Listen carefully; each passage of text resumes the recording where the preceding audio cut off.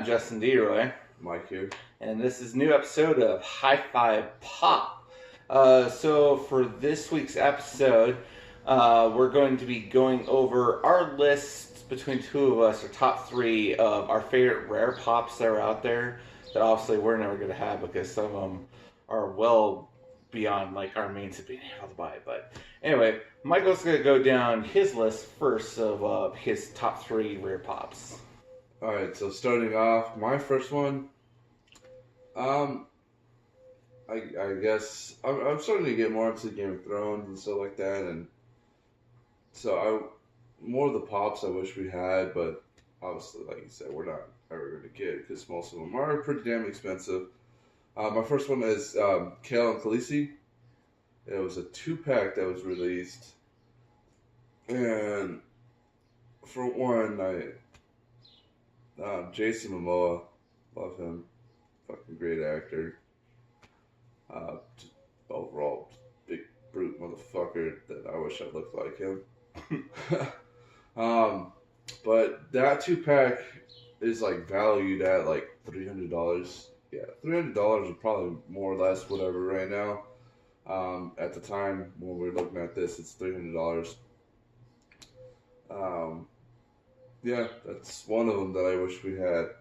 My second one is Freddy Funko as Kylo Ren.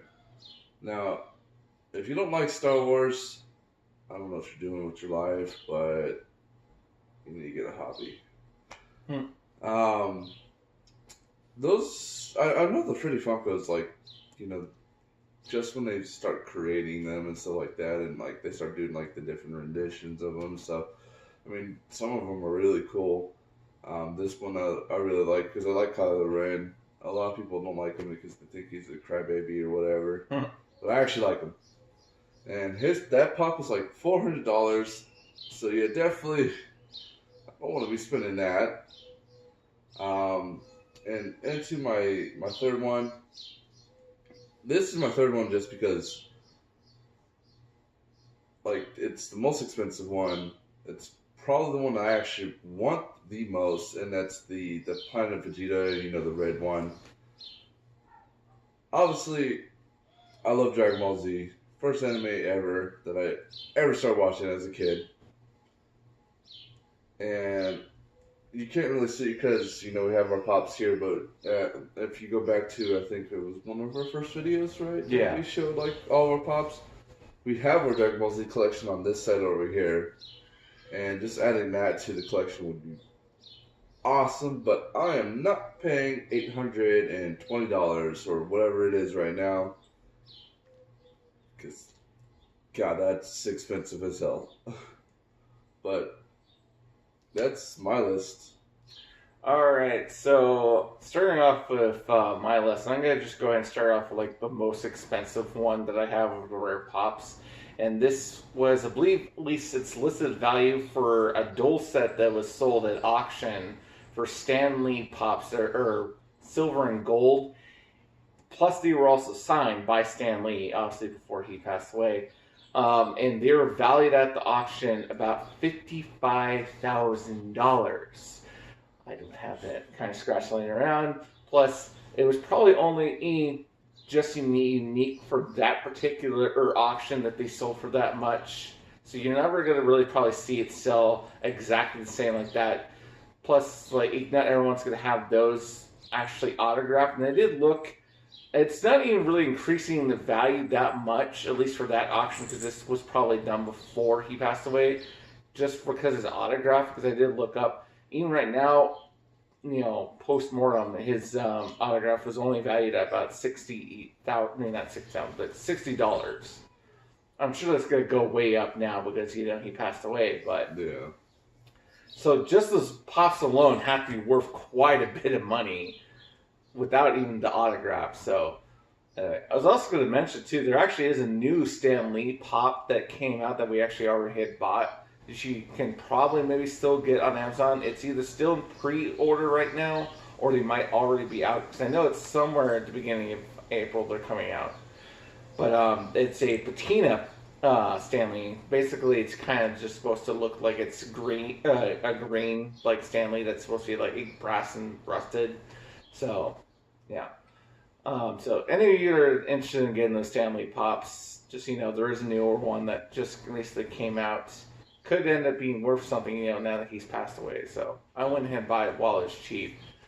Then going on to my number 2, I'm going to put the Green Lantern pop that came out at the 2010 San Diego Comic Con.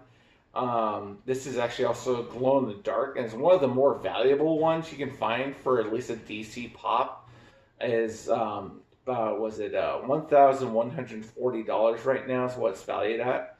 I love DCE and Green Lantern. It's pretty cool too. The fact that I just am really kind of into these glow in the dark ones because we actually started to check out our glow in the dark pops, and there's some really dope ones. Like the coolest one we found so far is actually the Ice Dragon one. What was it? Yeah, Night King. Yeah, and Viserion is really cool because the eyes, they glow in the dark. So it's just not like it's just the whole thing glows. They actually do like cool things with like that to make it glow. Or it's up there now. We just got the glow in the dark Darth Vader one is pretty cool because when it glows in the dark, it actually makes it look like the skull is like glowing like behind the mask like it did in the movie. Yeah, when he's being electrocuted. Like I said. So they get really cool with some of these glow in the dark ones. That's why I love to have like something like that in my collection. Yeah. Then rounding out the final one, this is not just because it's valued at $2,000, but also because this is like one of the very first pops when they started doing pops that they did, which is the Big Boy. Which is, if you ever been like California, that's like one of the like original like big burger chains that they've ever had. And when they started doing Funko Pops, they wanted to do something iconic, so they chose to do Big Boy. So, yeah, that's mostly why I want it in my collection, just because it's one of the original Funko Pops out there. So, yeah. But, yeah, that's everything for our list. I don't know, did you want to mention it? Even though this is coming out on the 1st, so we don't really know how serious this could be. So, do you want to mention it? I really, really doubt it because it's obviously, as we're recording this, April 1st, and I don't believe anything. Like, you could tell me something that's actually happening or actually happened or whatever, and I'll still, won't believe you until the next day, really. Because, I'm not like that. You could tell me that you're actually a father on April 1st, and you might actually be a father, and I'm not going to believe it until the next day. Or until you see the child. Or until I see the child. And you get the DNA test for that. Right, exactly. Something like that. But Treehouse of Horror, Simpsons Pops, again, don't believe really anything. Don't believe it. I don't. Until it actually happens. But yeah, that's it. Okay. So maybe the day after we find out about this and they're still saying this is for real, maybe our next video will feature some stuff like our top favorites of these Treehouse Pops. Yeah. That's only if it's real. If it's a full stoke, then we're just going to just breeze over it and forget it ever happened. But yeah, that's it for this video then. Be sure to like, comment, subscribe. Check out the other videos on this channel. We have our Canceled Misfits that we do on Wednesday. On Fridays, we always do a box office prediction. And then Monday, we do recaps. So, be real big help if you guys to check out that. Maybe you can check out the Patreon and the link below. But that's going to be it for this video. Goodbye.